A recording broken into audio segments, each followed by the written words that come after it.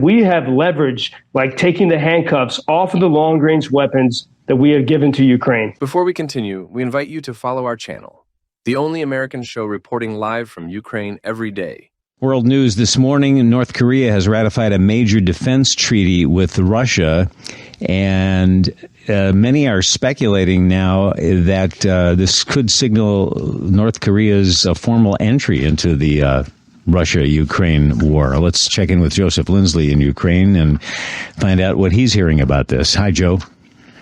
Hey, Bob. Good afternoon from Kyiv, and it's pretty wild days lately, both geostrategically and also here in Ukraine. Regarding the idea of North Korea's formal entry into the war. I mean, for Ukrainians, North Koreans have been keenly a part of this with clear evidence, at least since January of this year. That was the first time we had clear evidence that North Korean missiles were being used to hit Ukrainian cities, especially Kyiv. So North Korea was supplying Russia. And now, we have the very ominous information that there's a mass of 50,000 troops, both Russian and North Korean, that are in the Russian region of Kursk. 50,000 troops is a huge number. And everyone's sort of waiting to see, what is their next move going to be?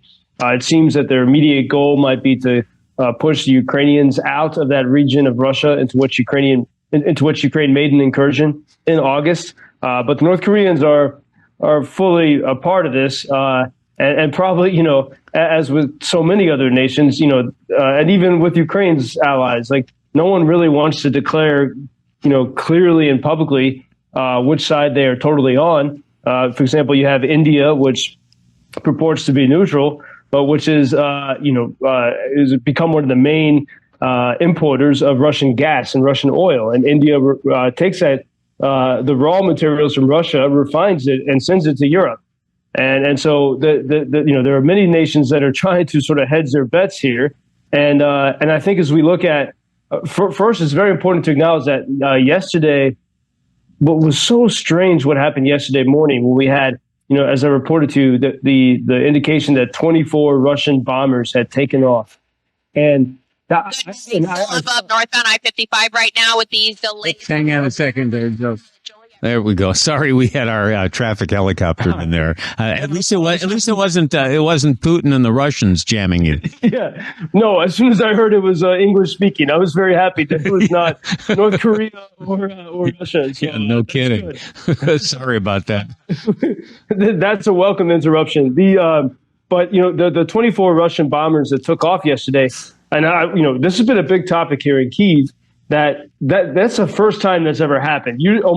Every single time when we've had reports of that amount of aircraft activity in Russia, you always have a major Russian attack upon Ukraine. And so the fact that these 24 bombers took off and were moving to their launch positions, usually over the Caspian Sea, and nothing happened. Nothing happened here, but clearly something happened in Russia. Either they were testing something or they were bluffing, or, we don't know what it was, but they were poised to launch one of the biggest ever, probably the biggest ever missile attack upon Ukraine. It could have been, those planes that were in the air were capable of carrying up to about 200 missiles, and that clearly would have been the largest. So that was extremely strange. But I would say, as we look at the maneuverings that are happening now in the United States in Mar-a-Lago, in preparation for Trump to return to the White House. There's one piece of news that does give Ukrainians some hope, with a little bit of trepidation. But Trump has announced that his pick to be national security advisor is a congressman called Mike Waltz, not Tim Walz, Mike Waltz, congressman from Florida, and he it's a very interesting choice. It's annoyed a lot of people who support Trump, who oppose Ukraine. So for Ukrainians, that's a good sign. But Mike Waltz, he was decorated for his combat service as a Green Beret. And in Congress, especially in 2022 and early 2023, he was a very clear supporter of Ukraine. He said the only way to stand up to Russia is you have to have a spine of steel. You have to respond to Russia with force. But as time went on, he became more and more resistant to supporting Ukraine. In fact, he opposed the congressional package, the $60 billion support for Ukraine last spring. And so on the face of it, you could say, okay, it looks like he was drifting away from Ukraine. But if you look at his arguments about this, it seems that, that $60 billion, was not popular with the people. And so it's difficult to be in Congress and to push for it, especially in Florida. And he was saying that, we need to push for something that's more effective. And he had an interview with NPR a few days ago, or last week, actually, but before he was even in contention for National Security Advisor. And he said the real way, the first step to stopping Russia is to actually enforce the energy sanctions. We have to keep in mind that and this is something that really there's no reporting on, but Bloomberg had one story about it over a year ago.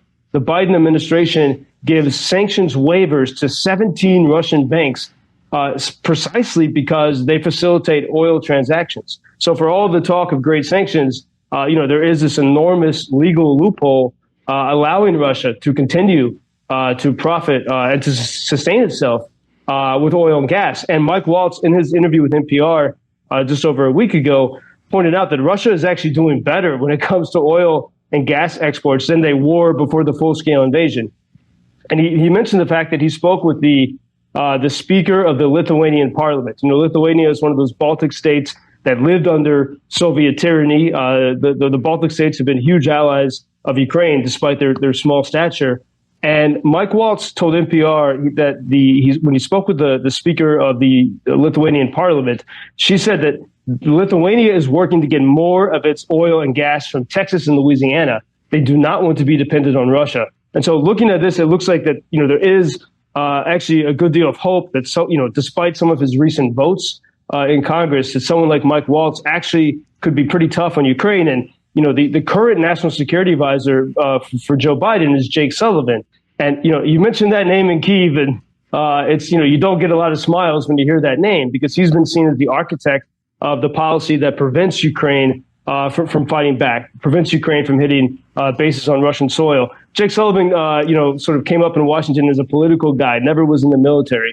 And so there's some hope that Mike Waltz, as a former Green Beret, and by the way, as someone in that NPR interview, he also said that we, I think meaning America, perhaps meaning the West, he said we have leverage, like taking the handcuffs off of the long-range weapons that we have given to Ukraine. And so there's a little bit of hope that, and I know that there's a lot of debate in Mar-a-Lago about this, but there's a little bit of hope that if this guy is indeed Trump's national security guy, things might be better for Ukraine. Interesting. Seems like we're definitely at a tipping point in this war.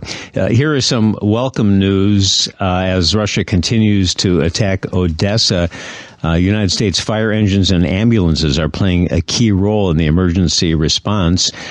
Ambulances for Ukraine helping out, supplying volunteer firefighters in Odessa with equipment, ambulances, and fire engines. And they have been donated from Illinois, also California, Indiana, and Virginia. And these vehicles have been working practically nonstop lately as Russia continues to target the port city of Odessa. U.S. Ambulances for Ukraine is an Illinois-based nonprofit organization. So they're doing good things, Joe.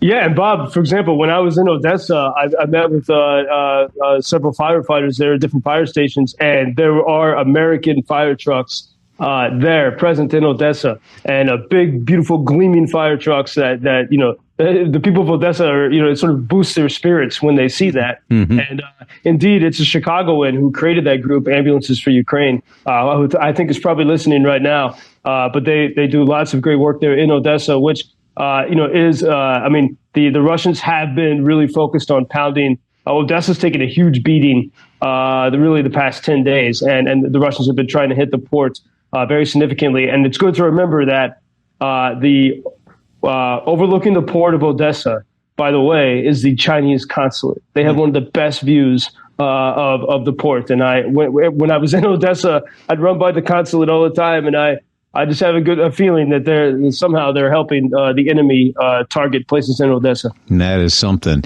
Joseph Lindsley in Ukraine. Appreciate the reporting as always and your perspective, Joe. Talk to you tomorrow. Thank you for introducing Ukraine on your social media pages. That's very important that much more people can get more information about the situation here and how everybody can help Ukraine to stay stronger. and to save all the world. Що він сказав? Well, which side are you on? На чиїй ти стороні? Come on now. Oh, which side are you on? На чиїй ти стороні?